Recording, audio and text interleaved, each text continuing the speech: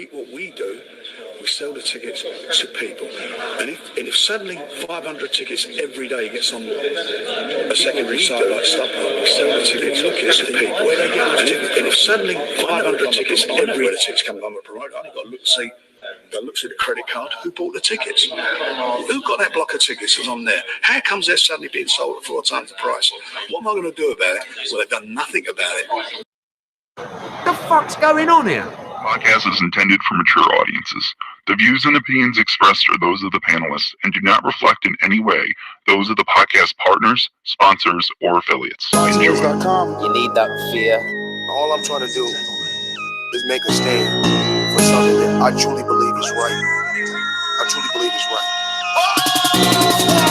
I want to be like you. Come on, man. I'm the face of boxing. I'm the cash cow. I hold a record with pay-per-view. My drop, I know my drop, I know my situation. I don't want to fight. Production. But it's gonna be very difficult for both of us. ThaBoxingvoice.com. Call me Mr. Chimney. I want smoke. Motherfuckers better come correct. It's Friday, bitches. We are back. Thank God for another day. I know that sounds a little bit ironic, right? You come in here cursing, acting tough, then you say thank God. But hey, whatever. Thank you, Al Heyman. Thank you, Michael Gross. Thank you, Robert in the UK. Thank you to our guest today, hailing from Las Vegas. His name is, it escapes me right now. It is Jim, right? It's Jim, Mike? Jim.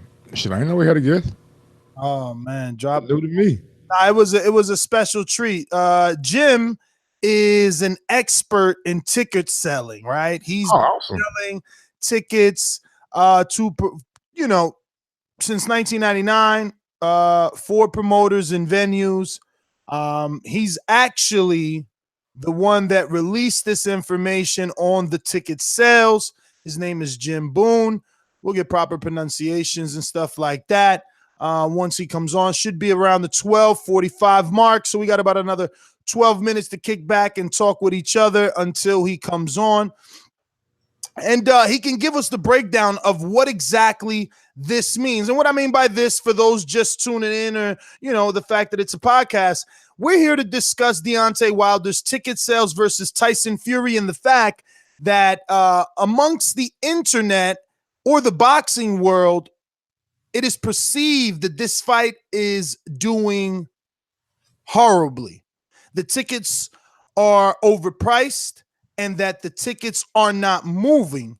So we wanted to get an expert on and let us know how exactly to receive and interpret this information and obviously to give us his definition, because from his quote, he says, massive price flexing continues for Deontay Wilder versus Tyson Fury.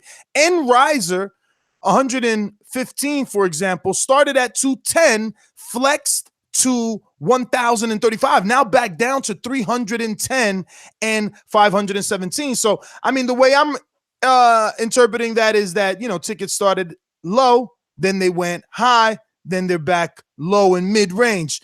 But we're here to talk just how well these ticket sales are doing. Are you going? Are you buying? The number to call in, 1-425-569-5241. Press 1 one time to voice your opinion right here on the Voice of the People hotline. And don't forget, you can add Nestor Gibbs on Skype. So why type when you can Skype and give us your opinion? But let me go out to my main man, Mike. I speak it, believe it, receive it. Speak it, believe it, receive it. Speak it, believe it, receive it. I can't say it enough. I speak it, believe it.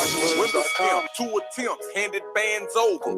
Sicko hit, shot and miss. 2 to stand over. Turn up. Breadwinner, huh? Look who in the building. Let me check my Instagram. I might be at 1 million.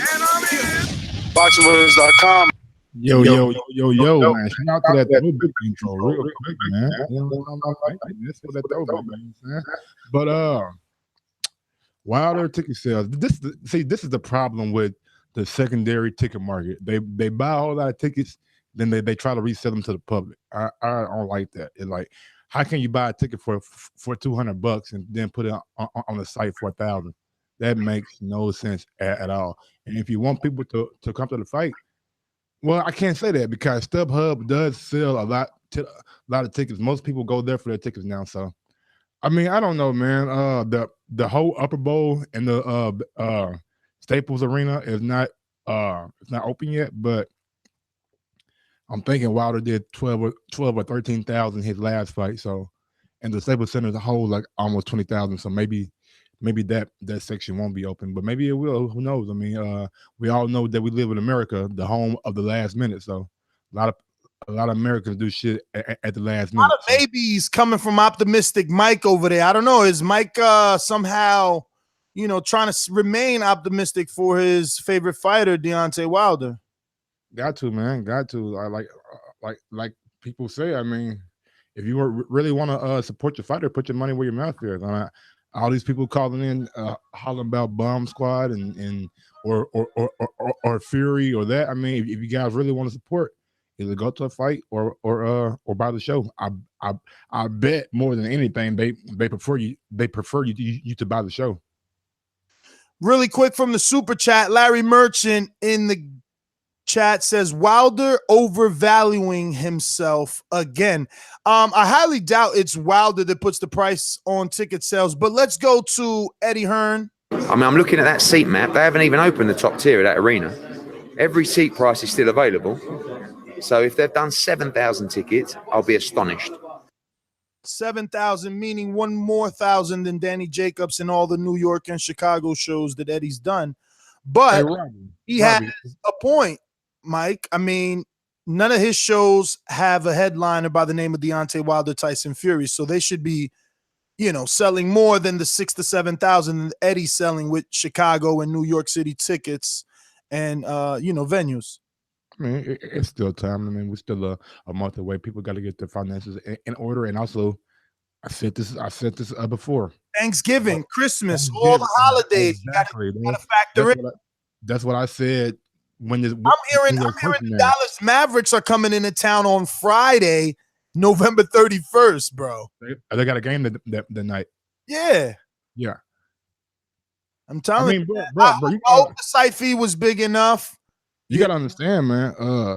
With LeBron going to the Lakers, that opens the door for. I mean, it opens the door for. I think that's what they're banking on, Mike. Right? They're looking at it like, LeBron got the game Friday. Maybe some people stay around and watch the fight Saturday. And if you can get, and hopefully that the Lakers will be off the following day, you can get that big influx of those stars, celebrities. I think that's what they were banking on. LeBron bringing in some big time celebrities. Exactly. That's why the tickets were priced high. That didn't work out, and now they're dropping the tickets, is what I'm assuming. But it looks like we got our guest, Jim Boone, on the line. Jim, make sure I'm pronouncing that last name right, and just let everyone know, your background and why they should be believing and taking your word. Gentlemen, I appreciate you having me on. And yeah, you are pronouncing the name correct. It is Jim Boone. So I've been selling boxing tickets. I started in 1999. The Lewis Holyfield rematch in Las Vegas was the first fight I've worked, and I had a good time, made some money, and I've been doing it ever since. So what exactly? Almost 20 years. What exactly does selling boxing tickets mean? I mean, for a casual fan, I think, all right, I need tickets. I go to StubHub. I go to Ticketmaster. Why would I be going to Jim Boone, and how do I find a Jim Boone? Well, I mean, I have a lot of different deals. I mean, depending on where the fights are at, my office is in Vegas, so I do a lot of stuff as far as with the casinos. I get a lot of the tickets that aren't necessarily available to the public through my corporate accounts and my relationships. I got just whoa, Jim, real quick. So there are tickets that are not available to the public. Well, there's certain of the premium seats the casino is going to hold for their very best players, and the promoters are going to hold those for their friends and family, the fighters and the teams and everything else. So when it comes to the good ringside seats, some go on sale certainly to the public, but to get the cherry pick of the very, very good seats, that's stuff I typically focus on and try to get access to. The stuff that's not readily available. So now, Jim, in the case of the fight go ahead. I was just going to ask, so do you resell? If that's, I guess. Yeah, I resell. Okay. It depends. Okay, Yeah, all right. So I got a couple of questions. So since you're a reseller, obviously I'm assuming bought some of these tickets in hopes to make a little bit of profit. How are things going for you? The fight is selling good. I mean, I know people are saying listen, they had a ton of action early on the fight, and the promoter or the building or both, whoever's decision it was, they decided to flex the prices up right when the market was extremely hot, and they kind of shot themselves in the foot by doing that. They priced it. I thought they did a good job pricing it, and it was definitely a lot of action early. I got calls from England. I got calls from all over the place. And then within that first 36 hours, they decided to jack the prices up, which I understand. I just think they went way too high. Going from 200 up to 1,000 is a little ridiculous, to be honest with you. Maybe settling in at 300 to 500 made more sense. But the way I look at it, they needed to sell a lot more tickets before they started aggressively raising prices. Now, Jim, now comparing they've kind of this, gotten a situation where. I'm sorry. Go ahead. I was just gonna say, comparing Go ahead, buddy. comparing this to a star like Canelo, how were these tickets priced? Well, they were priced more reasonable than the Canelo fight. I think the biggest issue with the fight is they didn't put it in Las Vegas. As far as the fans, if you're a Deontay Wilder fan from Alabama, getting to Vegas is super easy. I go to Alabama every year for the Senior Bowl, so I'm very familiar with it. It's an easy flight over from Birmingham, or you can go to New Orleans. You can fly direct. Getting to Los Angeles, I mean, just simply getting to the Staples Center from LAX, you're talking, up to an hour in a cab just with traffic. Vegas just makes it so easy, and certainly for the English fans, coming to Vegas is a natural. They're so used to doing it. So what do you think as far as putting the fight in that way? What do you think happened? I mean, I know that Los Angeles won the site fee, but I mean, how big was their offer? Because we had New York with the Barclays Center, who has exclusive rights to PBC fighters. Obviously, their offer wasn't big enough. And then, like you said, Vegas, where everyone thought it was a natural fit, and they couldn't solidify it. So have you heard anything? You know what? I haven't. I know they must have got a pretty penny for it. They obviously did real good with the site fee because, I mean, to be honest with you, Brooklyn makes perfect sense also. Obviously, Deontay's selling a hell of a lot of tickets there. That Ortiz fight did extremely well. So he's built a fan base there with his consistency of fighting in New York. And then for the Brits, it's an easy flight. It's, 5 hours across the pond. So it just seems Los Angeles has hurt the market a little bit just because it is so far to get to. But, that being said, we are a month out, and they have readjusted the prices to a much more realistic level. And the fact of the matter is, in Los Angeles specifically, I mean, people buy late. So I think the fight's going to perform very well when it gets, by the time this thing is said and done, you get there Saturday night, it's going to be a packed house, I believe. How many ticket sales is a packed house, Jim, for Staples Center? Well, I mean, listen, the problem with ticket sales is they always exaggerate what the real number is. I think for this fight, they're going to do well over 10,000, and they're going to push, 12 to 15,000. I think if they do that, that's a huge success. I mean, the problem is these gates constantly over-exaggerate. They say that this is what I know dealing with buildings. They typically exaggerate the gate by 33%. So if you, people hear this, they're like, oh, they sold 10,000 seats. And it's like, no, they didn't sell 10,000. They sold 7,000. So they're constantly exaggerating it. So getting a real number it kind of convolutes the reality of the situation. Any fighter selling over 10,000 seats, minus very few, is a huge success. And I think this fight's going to do very well at the end.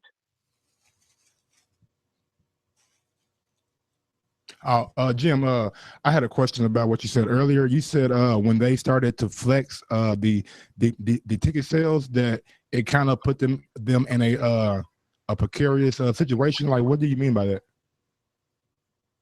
Well, let's say you're going to go to the fight and the tickets go on sale, and your buddies buy tickets, and they said, hey, listen, we got some great seats, lower level, dead center on the long end, a good row, and we paid $210.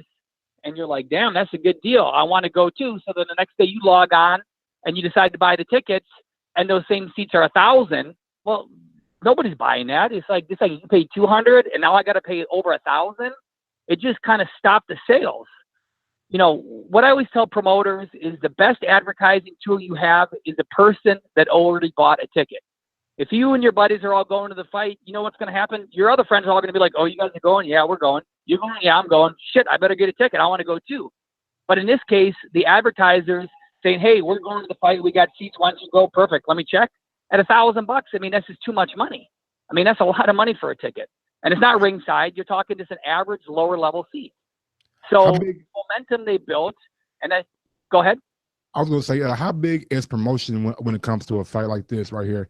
And do you think that the boxing promoters have done enough to promote this fight? I think they've done a good job. I mean, they've been, you know, both the guys have been in and out of the news. They did the tour. I mean, the simple fact that TMZ was picking up when Deontay punched the mascot, and they made like a controversy out of that, that was brilliant. I mean, that puts it into the public light. Both guys are great salespeople. I mean, they both do a good job promoting. I don't think the issue is the promotion. I think the issue was ticket sales were so strong the first 24 hours that they just got too excited and raised them up too high. Jim, let me interrupt there. You keep repeating the ticket sales were strong in the beginning, and ticket sales were strong in the beginning. Now we have a, should I say, rival promoter by the name of Eddie Hearn that did an interview and kind of let the boxing public know, like, Jesus, if Anthony Joshua sold 1 million tickets, $1 million worth of tickets in the first 25 minutes, I'd faint, but it would be from fear because he usually sells 5 to 6. Oh, no, he said 10. Yep. Well, there you go. He said 10. So, I mean, again, how big is this push that you say they had in the beginning, and how well are they doing? Because when you came on, you said ticket sales are doing well in your opinion, and you think that, you know, people are just misleading in the media. So how many tickets do you estimate are sold already? I think they've sold probably close to 8,000 seats already, which is good. Remember, I mean, in Los Angeles, you can do 80% of your business the last 36 hours. So it's not like they're behind the 8 ball on the thing. And comparing the English market, you know, with what they do with Joshua, which is absolutely phenomenal. No one's arguing that. I mean, it's two different things. I mean, and Hurt knows that. He's been in America now. He's done a couple shows. He's done a show at Nassau Coliseum. He's done a show at 2 shows at one show at Barclays, a show in Chicago, Boston. I mean, I've worked those shows. It's not the same market. And Anthony Joshua is a different animal as far as what he has going on in England. I mean, it's almost like a soccer type mentality with these big arenas there. So it's just two different things. I mean, it's two totally different markets. You know, listen, this fight is going to do good when it comes down to it. It's a very exciting fight. Both guys have big personalities. And I think you know, like I said, they got a little bit over aggressive with the pricing. Now they're back down to a better number. And I think tickets are going to start selling again. My last question, when you say they're back down to a better number, have they reduced from the original price that you first seen them at on opening day, or are they just back down to the opening price? I think, and I was looking at my notes, a lot of the notes I have, it's basically back down to where they started. That being said, the center premium level seats, which are excellent, I don't believe those were initially $200. And those are $200 now, which if you want to go to the fight, you want to sit, it's a dead center view straight down into the ring. You get the bigger seats, you get the waitress service, a private bathroom. I mean, that's not a bad deal at all. I mean, for a fan, listen, $200 isn't cheap, but for what you're getting and for a fight of this magnitude, especially the fact that they are heavyweights, so you don't have to, you know what I mean? The men are bigger in the ring, so you don't have to be right on top of the action to get a perfect view. I think that's a real good value. Hopefully, you know, they advertise $75 tickets, which still haven't really become available to the public. I think they're going to put some of those out eventually, and that would generate some sales also. Hey, Jim, real quick, you said your first fight was Holyfield and who? Lennox Lewis, the rematch. Oh shit! So that was right there in LA. Yeah. And I was trying to say, can we compare those ticket sales to the ticket sales now? So what now? It was Thomas and Mack Center. You know what's interesting? Yep, Thomas and Mack Center. that was one of King's last really huge fights. And I mean, certainly he was one of the greatest promoters of all time, still is. But the ticket sales to this day, I believe that's like the number 6 largest gate in the history of Nevada, which is pretty outstanding if you think about it. I know it did over 20 million at the gate, and it was just a massive scene. Obviously, the first fight ended in controversy, and it was something else. That was a good time. I remember going to the fight. Obviously, I worked it, and it was an absolute packed house at the Thomas and Mack. They had close to 20,000 people there. And like I said, the gate was about $20 million, which is still one of the largest gates in Nevada boxing history. Do you ever see the heavyweight division like getting back to that? You know what I'm saying? Like where fans come out and support like that and like get another $20 million gate somehow?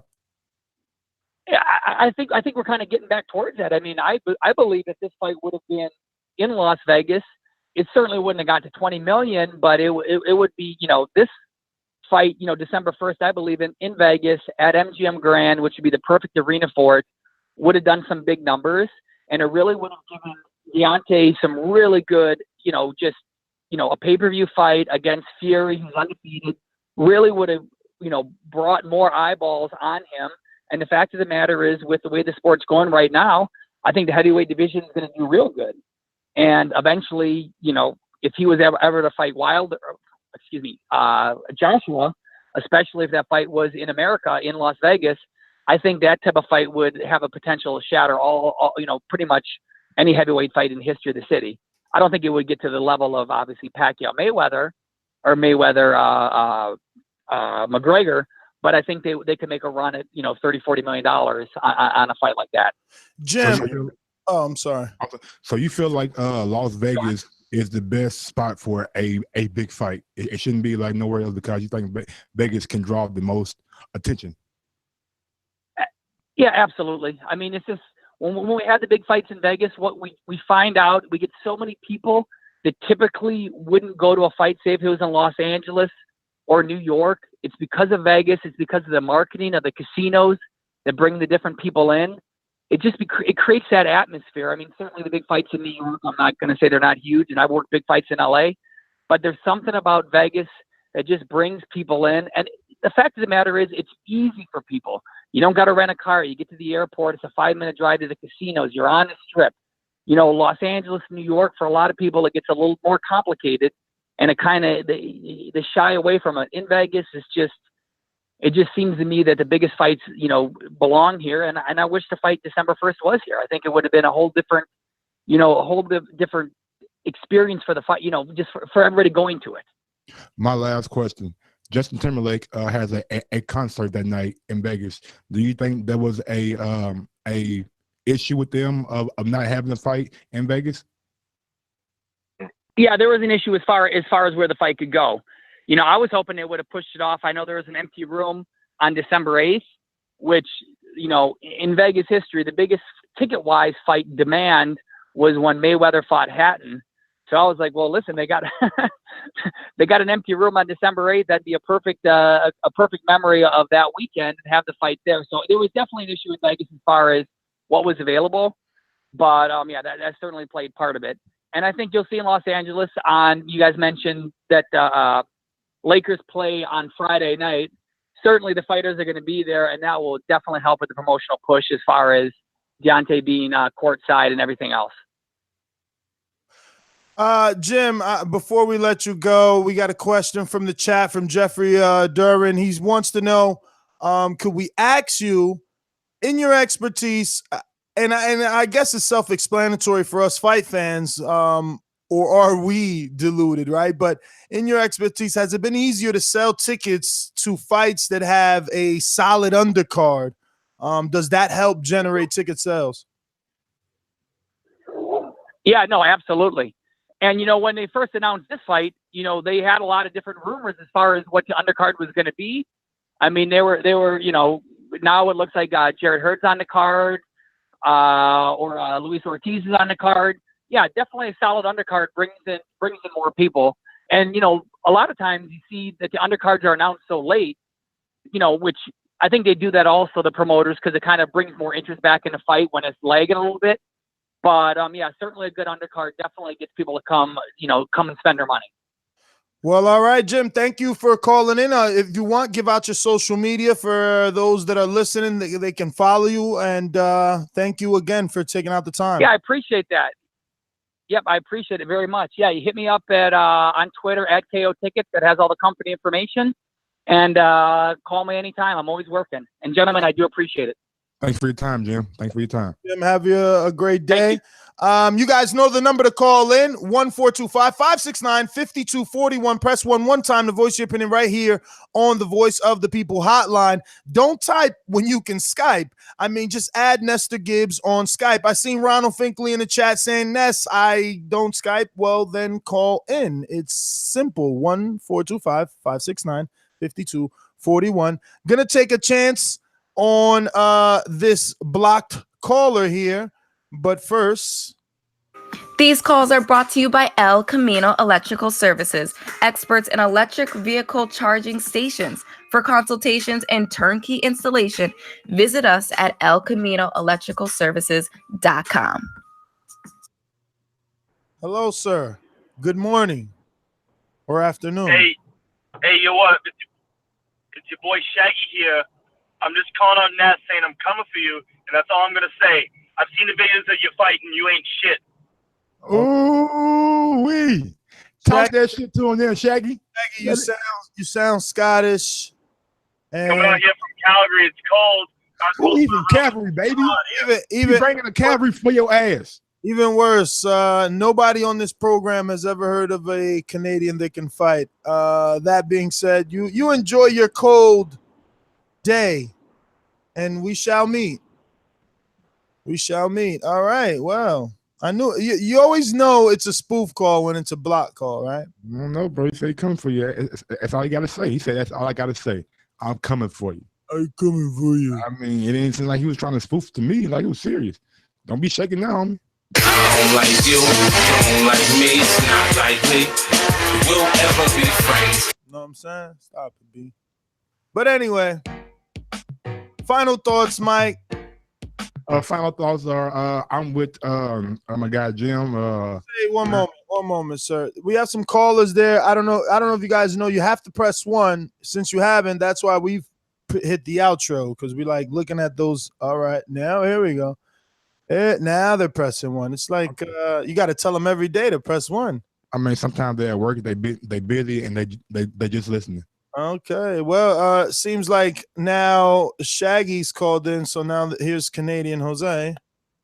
You know, I guess he's gonna call and say something funny. Popping all this champagne, popping all this rosé, getting money like Jose, chain code Norway. Shorty wants that foreplay. I'm like, no way. Gotta rock it like Coldplay, killing it. OJ, getting cheese like Green Bay. Call me Aaron Rodgers. Hopped out that Dodger. That shit rocking, bro. I ain't gonna lie to you. That's Danny Garcia. That is, man. That is. That's Danny Garcia rapping? You know what? First of all, get the fuck out of here. Man, the one and only, man. That's Danny Garcia. Hey, that shit kind of rocking, bro. Like, hey, call me Aaron. Hey, killing it, OJ. Nigga, I like that shit. You south ass motherfucker. Yo, that's funny as hell. You like it. Ah! He was on beat. Shit, he had a good flow. But stop, I got time over there. I'm sorry. Oh, yeah, after you chewed it up? Yeah. No worries, no worries. I just wanted to say that yes, we actually have the show listening in the background here at the store now, at the boxing store. And that was in fact Shaggy that called in. And he is in fact, right now as we speak, he's doing some push-ups here, man. I told you your ass, Ness. Don't ever duck Shaggy. He coming for your ass. Have a border wars in Canada. You know it. And Mike, you're gonna be there, buddy. We're gonna bring down Mike too, man. He's got to witness the co-host, because Mike, you might have to take over the show all on your own afterwards, man. Damn, you're gonna do him like that? Yo, B, they don't want no sauce. And first of all, it's like I said, you know, I can't think of nothing until after December 1st. Then after December 1st, we could talk. But right now, well, you know, yeah, I'm focused. we'll do that later. No, I'm just saying I'm not gonna be busy when I was just fuck with you because Wilder's in camp, you in camp, kind of, you know, trying to make a joke. I'm just keeping the G. I'm all work. I play when I can play. That means he's Jose, ducking. That means he's ducking like Dillian White. Call him Nestor Ducking Gibbs. well, I'm not rich. I gotta work. I feel you on that. Yeah. Yo, that Jim Boone guy, though, man, to be honest, he's a great resource, man. I'm glad you guys brought him on, man. He's really cool. I enjoy hearing him a lot, man. He does give really good insight on ticket purchasing and everything else. And I was just chatting with the boys today and saying, I believe this is a fight where you got to kind of roll the dice. I know I've said it before in the past, and it doesn't always work, but I don't think this fight's going to sell through, guys. It's not going to sell out, in my opinion. And I think there's going to be tickets to be had the day before, the day of. If you got the guts to do it, I think you can get some really good deals. There's too much competition in LA right now. The Lakers are playing 3 times in 4 days. Unfortunately, Deontay isn't the draw that that we'd like him to be, that he should be. He just isn't. But dude, he's in a Mexican territory. Yo, he said that the max is 10 to 12,000, and they've already sold 7, and it's still a month out. Like, slow down. If they start selling that 12, plus, I believe they're gonna open up more and more seats. And also, I believe there's a NFL game there that Sunday too. So everybody coming in, man, and if they put the tickets down for that week or Friday, Saturday, I'm pretty sure they can sell some more tickets during that week with all the fans coming in. Cause I'll definitely be there. Yeah, and of the 7,000 that sold, there's a lot of people that bought them hoping to resell a ticket or two, right? And I mean, 7,000 of 12, that's just over 50%, man. That's not really that much, right? So I mean, I don't know. Yeah, just over 50% with a month left. But a month. I don't know about y'all, You're out here. You're not a boomeranger anymore. I'm the kind of guy that doesn't buy tickets until I absolutely have to. Yeah, I'm always trying to get. Everybody does that. Everybody's looking for a deal. Everybody's looking for a deal, so they wait last minute. Exactly. Jose himself flies from Canada all over, and next time he'll tell you he buys his tickets the same day as well. Yeah, I give them credit, though, man. Let me go to California 274. What up, Cali? Just wrote that bud out there. Just wrote this. I need some of that good Cali bud when I touch down in LA. Cali, who's this? Yo, this Noah Jones, man. What's good with it? Noah Jones? Noah or no? H, man. And Noah. Noah. Noah Jones. What up in the Bay Area? Bring that flood, baby. What's popping with y'all, man? Abbott DVV listener, man. Love the show. Love y'all. Hey, first and foremost, man, we got to get this shit together, man. All these UK callers sitting up here trying to make it seem like they actually got some shit over there. Y'all trash. If you're listening to me right now, all your fighters is trash. All of them is trash. Anthony Joshua is trash. You know that. I know that. My mama know it. And all y'all niggas sitting up here trying to make excuses for them. We're fight fans. We want to see fights. Why are you making excuses for these cats not to fight? Gets on my nerves. UK, what's the other dude name? The dude from the UK. Mike, that's his name too? Nah, no, Rob. Rob, yeah, Rob. I used to like Rob, man. I liked him better than the other dude that was on the show. I forget his name. He cried too much. But anyway, long story short, man, I ain't gonna keep y'all calling. I'm over here working right now. I'll probably slide in the lunchroom real quick to talk this talk. But Ness, don't let that Canadian dude punk you, man. You better scrape that nigga, man, for real. Whatever his name is, you better scrape him. Nigga got quiet, bro. He don't want that work. Yo, thanks for calling in. Thanks for calling in, Noah. But let me tell you, man, I'm 2-0 against these chumps out here, man. It ain't a caller signed up that took Ness out, man. 409-600. First time caller? No, Ness the Field. Oh, Jeffrey DeRuin, baby. What's going on? What up, Jeff? Man, listen, I'm trying to put this phone list back together again. Mike be messing it up. I sent this you. Oh no, man. You know, I haven't called in a couple of years, actually. But Damn, man, what's going on, homie? Well, hey, nice to meet you, brother. Nice to meet you, brother. Oh yeah, man. Pleasure, Mike. I just wanted to call in. You know, I really think it's sad. You know, we got two of possibly the best heavyweights on the planet right now. This fight, in my opinion, is being really promoted terribly. It seems to me like Wilder punching that mascot, this and that, but you really don't see a lot of promotion on TV, man. And they just put out a promo. Like it used to be in. They just put out a promo yesterday with the both of them on like thrones. Yeah, I can't lie to you, bro. I don't really watch TV, man.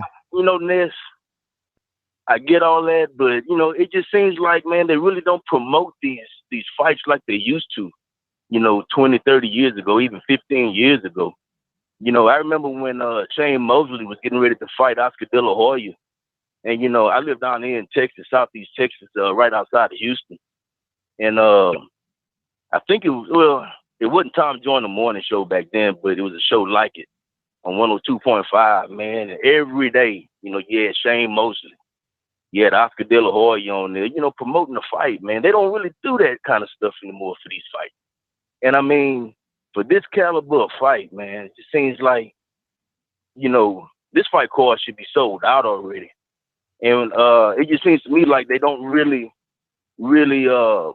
promote to the casual fan like they need to anymore. That's where your money really comes from in these big fights. And that's really what tips these big fights, like the Mayweather fights and things of that nature, to your really big sellers. And not only that, Wilder really hasn't been promoted to being a pay-per-view fighter just yet, in my opinion. Seems to me like this fight should have been on regular Showtime and, just really pushed, to maybe build towards a Joshua fight. Should Wilder even beat Fury? Because I believe this is going to be a tough fight for him. What's your guys' thoughts on that? Oh, no, I agree. This is tough. This is, listen, if he was able to do that, the motherfucking Vladimir, you got to respect that. No one's done that to Vlad that way. Lesser men have beat Vlad like Samuel Peters, but not like that. Not like that. But Jeffrey, man, thank you for calling in. I know that you're always going to win. What's up? To Jeffrey's point, yeah, like they should start doing like what Shane Mosley and Oscar De La Hoya were doing. Like, go to the radio stations and like do drops. Like, hey, you're listening to so and so, and you can check out me fighting on December 1st. You know what I'm saying? Yada yada. Like, they should definitely start like doing drops and stuff like radio stations. I mean, they could do that. A thing of the past from 20 years ago, or they can, people still got the work, or they can do that and everything else. I mean, I'm saying, yeah, more accessible to everyone. I'm saying, and when you go to these stations, incorporate that in the promotion. Like, he went to the Breakfast Club. He could have did a drop for the Breakfast Club real quick, probably take like 15, 20 seconds, and that can be looped over and over and over again. Let me get to this Skype caller. We got Steve. Talk to me. Hello. What up?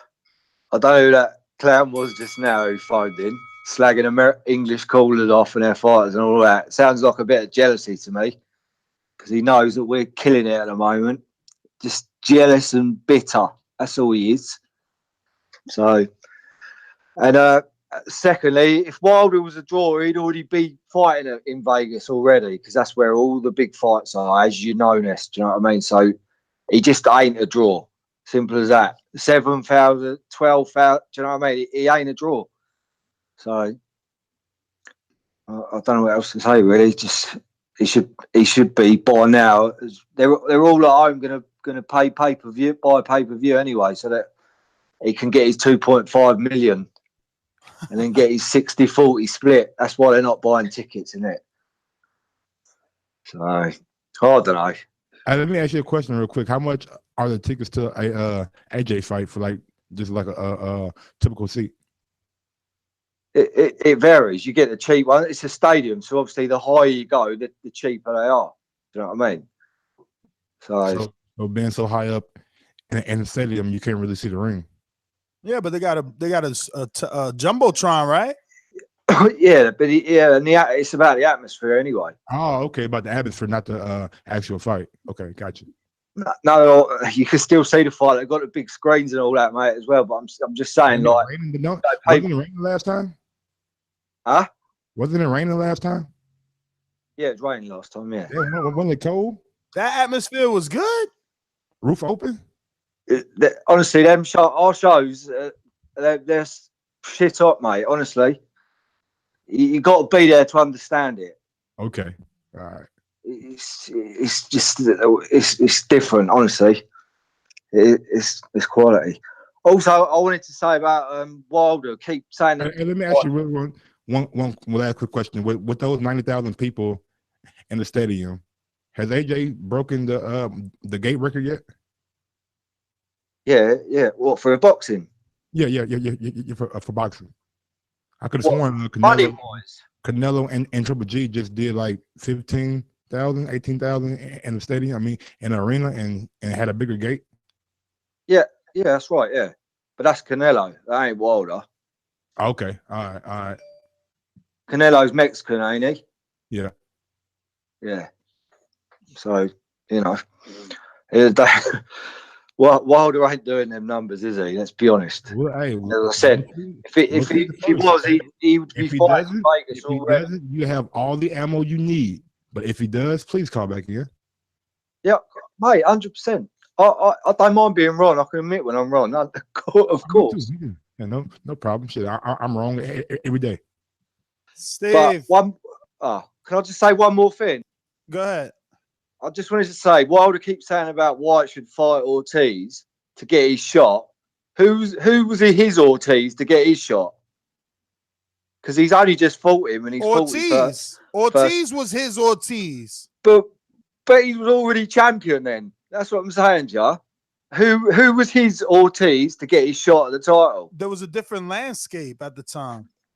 He's got no right to say that. Bermain Stavern, while people want to have, fickle memory, Bermain Stavern was not considered what he's considered now. When he fought Areola, he beat the shit out of Areola, and HBO was so invested in Areola that they gave him a rematch, and he beat the shit out of him again. Now we talk shit about Stavern, but that's not the perception of Stavern. Nez, what is Areola though? What's he done? All he's ever been is a walking punch bag for everyone. Maybe so, but he's gotten to the top of the mountain over and over. And over. In a shit division. He ain't doing it no more, is he? Okay, so if it's a shit division, he's not doing it now. Listen to me. If it's a shit division, why are you looking for an Ortiz for Wilder before the Stavern fight? Because Wilder and Areola came up in the same generation. What are you talking about? But Wilder's still got no right to start demanding people fight certain people. So wait a minute. I have to understand your reasoning behind that. Wilder doesn't have right because he doesn't sell tickets, right? Is that your No. Okay, so then pause right there. No. So pause right there, because let's not forget that AJ demanded Wilder fight Dillon to get an AJ shot. So Wilder demanding Dillon fight Lewis to get a Wilder shot. What is the difference? Well, yeah, but I don't agree with that either. Oh, okay. I don't agree with that either. Do you know what I mean? Wilder's a champion. Now he's a champion, but I just don't think Stavern, he's just a better version of Areola. Let's be honest. Do you know what I mean? Okay, and Vladimir Klitschko defended his title for 12 years and beat everyone that was there because that's who was there. Yeah. So why didn't Wilder try and fight him? Isn't there record of them trying to make a fight? There's record of him talking a lot. There's record of him trying to make the fight. There's record of Finkel saying they didn't want to make the fight. There's record of Klitschko saying he didn't want to fight Wilder. Like, come on, don't act like this is new to you. there's records of Wilder talking a lot, and that's I'm sure the way we both are talking a lot. But the fact remains is you guys and I fucking bunch you all in like crabs in a barrel. Yeah, I know you do, but then we do you, Ness. That's okay. And that's okay. And you know when it's gonna stop? Let me tell you, Steve, let me tell you when it's gonna stop. When Wilder beats the shit out of AJ. The same way that Errol Spence The same way Errol Spence beat the shit out of Kell Brook, and Kell Brook ain't never been the same. Errol Spence is better than Kell Brook. Simple as that. The same way Danny Garcia, the 7-1 underdog, beat the shit out of Khan, and he ain't never been the same. Oi, most English people hate Amir Yo, Khan. let me tell you something else. Let me tell you something else, Papa. An American beat the shit out of James DeGale, and he ain't never been the same. You want me to continue? Who's the American that beat the shit out of James DeGale? Caleb fucking Truax. He's not even our A fighter. We sent our B fighter over there to whoop your ass and still got that title over. I'm not worried about that. Of course. You're not worried about facts. You ain't worried about facts. Why are you bringing up other fighters? Why am I the same reason you bring up other fighters? We're talking about Wilder here. Exactly. You're deflecting to other fighters. No, I'm not deflecting. I'm doing the same thing you're doing. Same thing you're doing. Bringing up resume. Deflecting. You bringing up resume. Do you know why we bring up resume? Because you're scared of the fight. Because we can. We can. No, because you don't want the fight. You want to give reasons why the fight shouldn't happen. Resume is a reason why the fight shouldn't happen. But the fight is going to happen. The fight is going to happen. And you guys are going to cry like you always do. You always cry. Listen, yesterday, right, you was naming Dylan White's resume, yeah, on your show. Yeah. Do a show and do that for Wilder's. I dare you.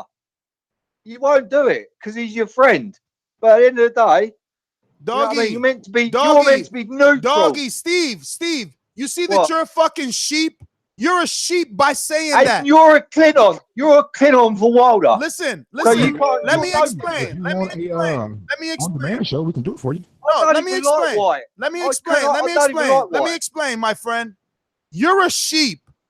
And this is my reason. And you're no different. But let me explain. You got to give me a reason why you're calling me a sheep. My reason is that you have the audacity to say that Dylan White has a better resume. You said, yo, do a show on Wilder's resume because you did one on Dylan's, and I don't have the balls to do it on Wilder. When Wilder with Luis Ortiz defeats everything on Dylan White's resume, and the fact that you can't no, I'm not done. I'm not done. What? And the fact that you can't admit that, the fact that you have to make me say it out loud tells me that you're a fucking sheep.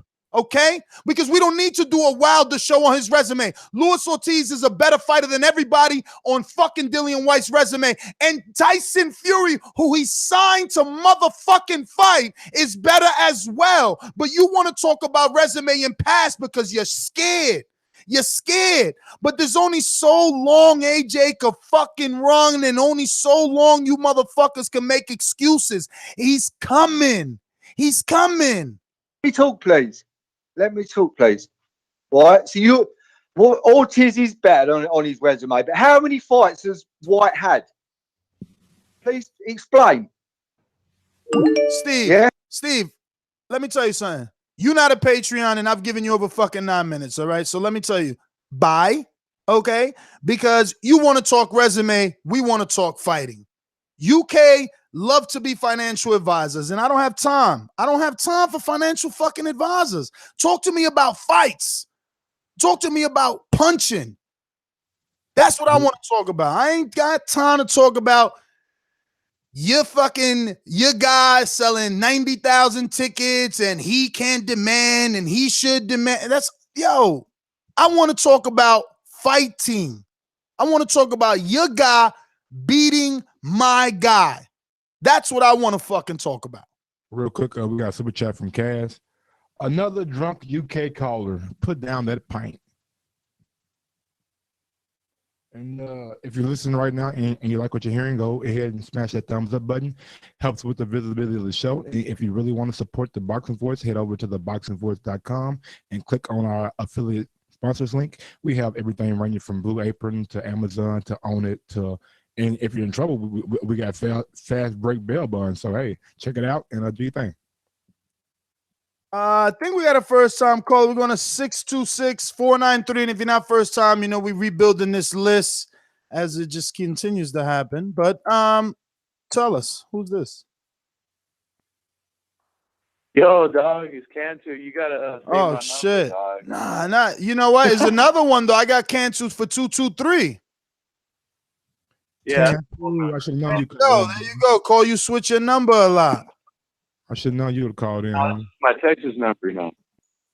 Young Cancel, So anyways- talk to me. Yeah, hey, hold on. Fuck that. Drop my motherfucking soundbite for Cantu. What you mean? Oh, that's right. He does deserve his intro. He does deserve that. Yo, we good though? Nah, we ain't good. It's the champ. Where'd you find this? Man, I love that shit, bro. Yo, what's up? What's up? Yo, this is a good source you guys had at the beginning of the show. So now it gives us a chance to like have a good opinion, an educated opinion on how many seats and like the money side of this fight. So being that this fight is in LA, people are not there. They failed to mention that there is a large Latin fan base in Los Angeles. I was at Luis Ortiz's last fight on Mikey Garcia's undercard, and there was a pretty good reception, and just the vibe was good, man. So I think that people are discrediting how many local Latin fans will go to this fight, being that Deontay Wilder, he's fought on Golden Boy Promotions. He does have a Latino fan base. So put that into account. And I think my prediction for how many seats this one will sell, I think it sells at least 12,000. And it could possibly sell more. I think it could sell more, like I said, if they lower the price to like 75. A bunch of local cats are going to buy the fight. Dude, I'm telling you, the fight's going to be big. LA is ready for this one, so let's get it. Young Cantu, thanks for calling in, brother. Real quick, I see the chat from Adi Jami. They are not boxing fans. They are sheep. They just want to be happy to have their champion. What does a resume have to do with both men fighting? And also, we got one from Jack. What's the truth?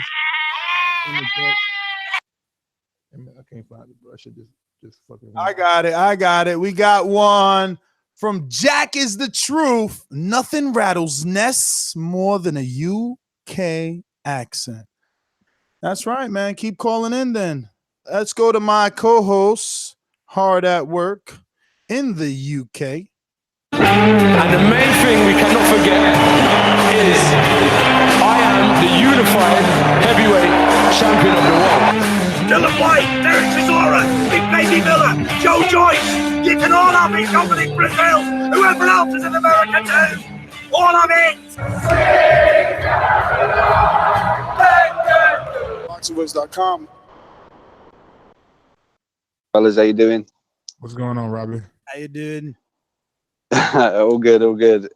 Yeah, just I want to answer that guy's question. He asked you who was Wilder's Ortiz. If he's talking who was it before the title shot, well, it was Jason Gavin when Wilder was 32-0. Just so if anyone was wondering the answer to that question. And I don't know. Side note: Joshua fought him in his 11th fight. But anyway, let's get on to the ticket. That's great. Great guest that you got. Ho, shut the fuck up.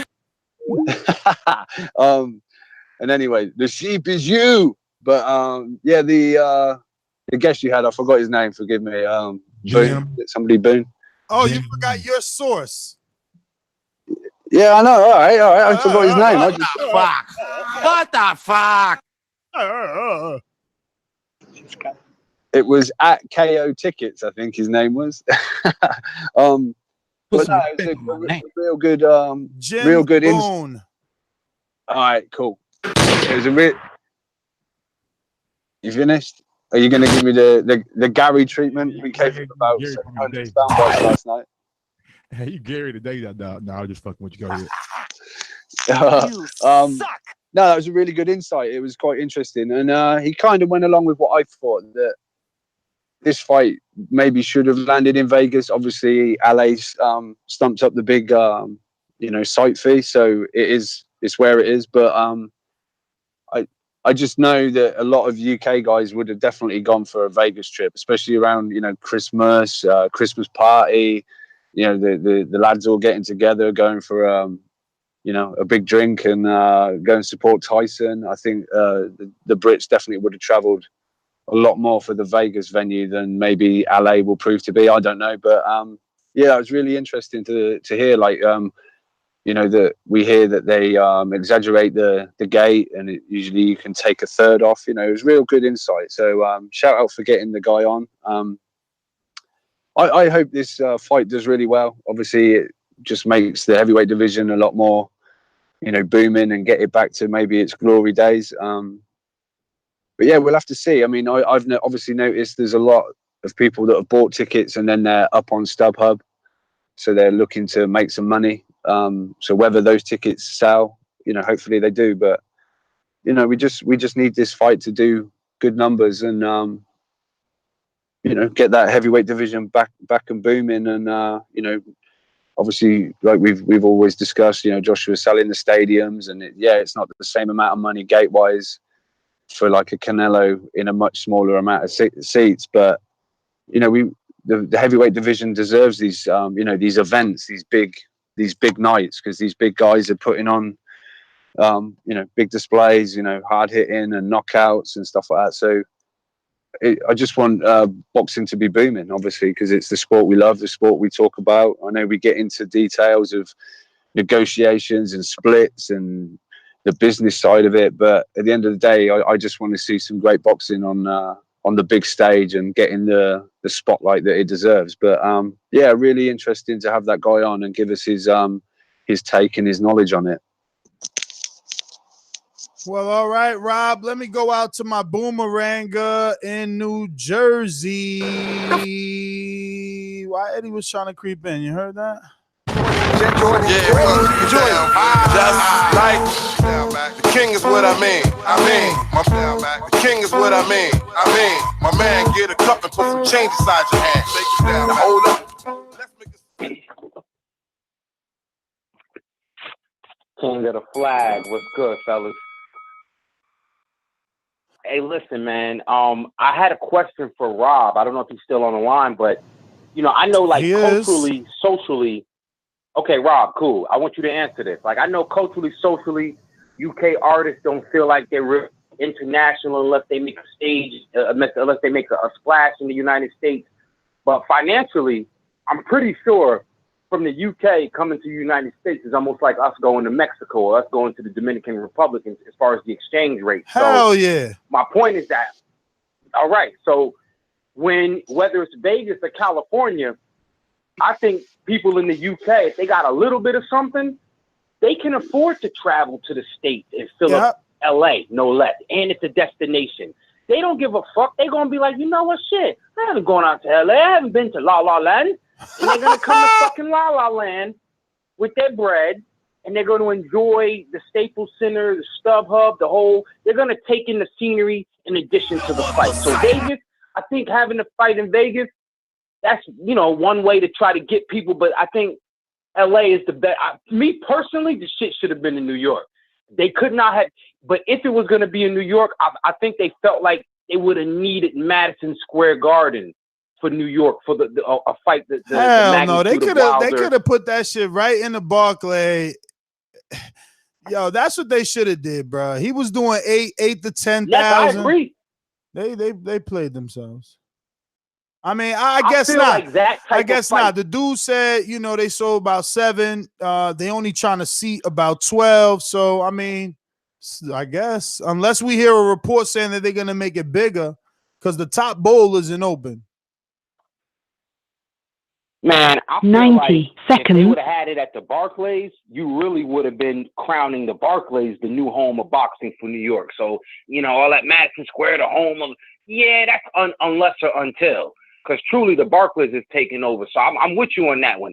It should have been at Barclays, but because it's in LA, and LA is, you know, comparably expensive to me, it's not going to make a difference. So the remaining seats, I think they're trying to see who with that disposable income from overseas are going to buy the tickets. 60 seconds. You know, it's a new world we live in. So everybody hustling, trying to flip tickets. You can't knock nobody for that. But again, you know, because we have that contingency that will call and all of a sudden they turn into hedge funders instead of fight fans and they want us to break down the money, you know, this is a part of it. But ultimately, they got to get in the ring. So we're talking Wilder Fury. We're talking about at least the man that got the balls to jump in the ring. So don't tell me about the other guy. I respect him. but not in the same league as these guys. So when we say something about Joshua, I'm talking about everybody that's a fight fan. When we start asking questions, that's the reason. Punching after the bell. I'm out. Real quick, we got a super chat from Larry Merchant. I was calling Steve. If I wasn't a fan, I wouldn't super chat. When Ness shouts 10 seconds.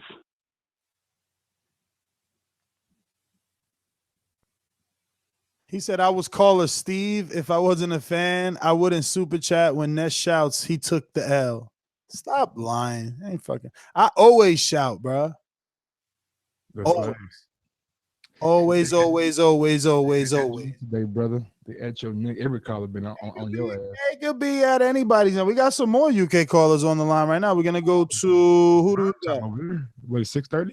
Yeah, we got let me see. It looks like what's up? All right, we got Stefan is up. Hello? Yep. Hey, what's going on? Long time no speak. I see, Ness, lately you're getting a lot of hate towards the UK fans. What's going on? It's that time of the year, man. You know, my guy What's versus going your on, guy. man? My guy versus your guy. There could only be one face, one name, one champion. His name Come is on, man. Deontay Wilder. I know he's your mate and he sends you, smiley emojis all the time, but come on, man. His demands are ridiculous. I want that fight to happen. Look, Anthony Joshua wants to fight. Why is it not happening now? Why don't they start negotiating?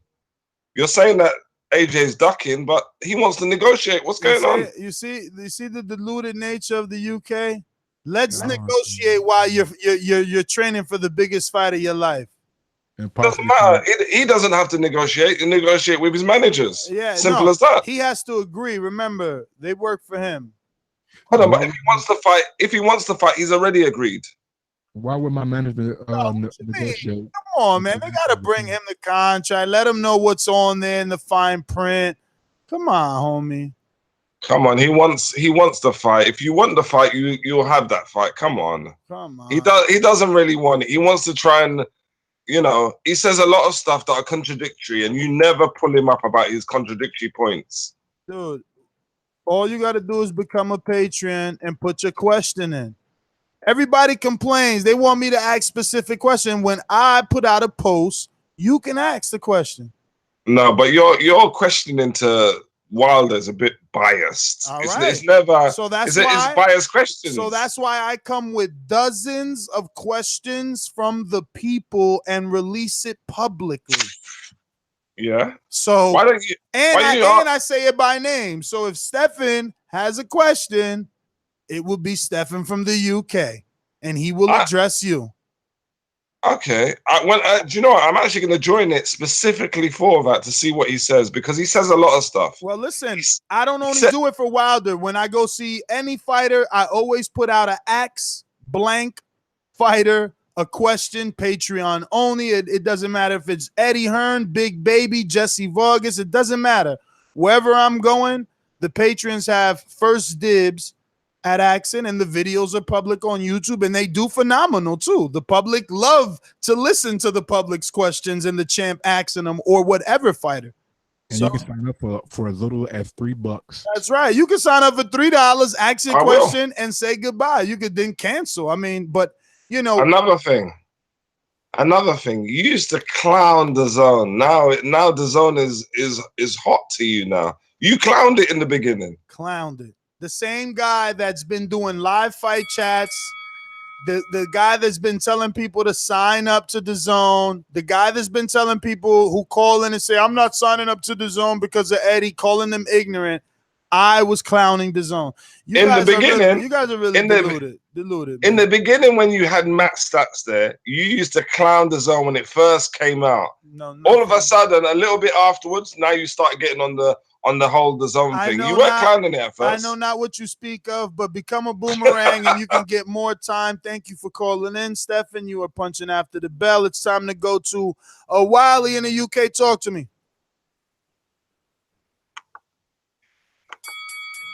Wiley. Yo, man, them. What? Yeah, sorry, I had a bit of an issue with my mic. Can you hear me, guys? All right. Yeah. Yeah. I didn't really get to listen to the first 45 minutes so far, but I'm guessing it's Nesta just spewing out all sorts of mad negativity or whatever. But regardless, I think. Quick question though: did I spark this conversation? Be honest. When I called in yesterday. What conversation? Of the ticket sales. Well, we got 7,000 tickets sold. We're hearing they have it scaled to 12. So we're short 5 with 30 days to go. I mean, what's the problem? What's the problem? The problem is a month ago you told me this is the biggest heavyweight clash, and now we don't need AJ. Now he's the man, and he's this and he's that. Well, guess what, bro? Well, Wally, is AJ on the card? What do you mean AJ on the card? AJ don't need Wilder. Is AJ to be selling out 20 steps? You've got fucking Dillian White and Tony Bellew selling out 20,000 seater stadiums, brother. Come on, man. Are you talking about the baddest man on the planet? At $10. At $10. What $10? They go all the way up to about $2.5. What fight is more relevant, my friend? Relevant? Yes, relevant. I mean, you always change the situation and the ballpark as soon as the questions are getting a bit too hot for you. No, you asking me a question, I'm spitting some back at you. Exactly, because you're not answering. That's what you call deflection. You didn't ask me a question. You made a statement. You said Bellew and Usyk sold 20,000. Exactly. And you're talking about relevance, and this fight is relevant. But guess what? What would you like me to say about that? Guess what? It's relevant to the hardcores like you and I or whatever, and all the Wilder fanboys. No, it's relevant. Yeah? It's relevant to real fans. It just so happens that in the UK you got sheep, so you guys go 20,000 going to go see a fucking massive. Haters will call you names. Let me bet you that the UK as well. Let me tell you something about boxing. Are you going with Bellew? Because Bellew's from fucking Manchester, right? You going with Bellew? Nah, he's from Liverpool. Liverpool. Well, fuck it. You going with him? Listen, always hometown UK boy. Good. Because guess who picked Usyk over Gassiev? Me. Guess who's picking Usyk? Me. You could go fucking die with your man because he ain't gonna win. Listen, Usyk is gonna win. Where I'm riding hometown UK all day long. It's like you supporting, let's say, that's my point. That's my point. Listen. You know Bellew's going down with the ship and you still riding, which is no different than your blonde AJ Love. You know he going down with the ship and you still riding. Listen. You just sort out them ticket sales for your boy and keep lying for him. Yeah, that's what I'm saying. I know. Yo, there's only so long fake thugs can pretend. Y'all gonna be so sad, B. Listen, and let me tell you right now, I'm actively talking to my 3 UK people. I'm trying to get Dillian White or Derek Chisora Camp Lives. I'm coming to the fucking UK. So that's just like simple as that. You know? Anyway, Hamza, what up? You're gonna see what real boxing is when you come to the UK. And it's not even the #1 sport. I'm telling you now. Whatever. The UK is Yo, you punching after the bell. Why you disrespecting your fellow UK man in Hamza? You all on his call. My bad. 10 Peace seconds out. over his call. Damn, 5 more seconds over his call. Yo. What up, What's Hamza? it called? Yeah. What's it called? They've only sold 7,000 tickets, man. That's not good. And if they put the prices down, it devalues their product, which is Deontay Wilder. And this is a fight because where you're a Wilder financial and Tyson advisor. Fury are fighting. You're a financial advisor. Get a financial advisor. You're a financial I'm not the one that's offering millions, bro. They're offering like how much is Wilder going to make from this fight? You're fucking market analysis. Also, this is a sign of how much pay-per-view buys they're going to do. If they're struggling to sell more than 7,000 tickets with a month to go, and they're thinking about lowering down the prices, it's a sign of I think what's going to happen for pay-per-view. Oh, well, you better keep praying for that because that's what you want, because you don't want negotiations to be fair, because then you know what happens. In America. That's not necessarily true. That's not necessarily true. What's fair is reality. If they do a lot of pay-per-view sales, then they should get a better Off better with deal. your head. Off with your Listen. Let me remind you of something, Hamza, because all you UK guys are gonna forget. God forbid, and I'm going to say God forbid because I don't want to deal with the hate that's going to come from the UK, right? But God forbid Wilder does 170. You're going to call him all types of names. But mind you, Gennady Golovkin, who the world thought was a star, was signed to Apple, was doing commercials, was pushed by HBO, signed to Nike Jordan, okay? Got his own sneakers made.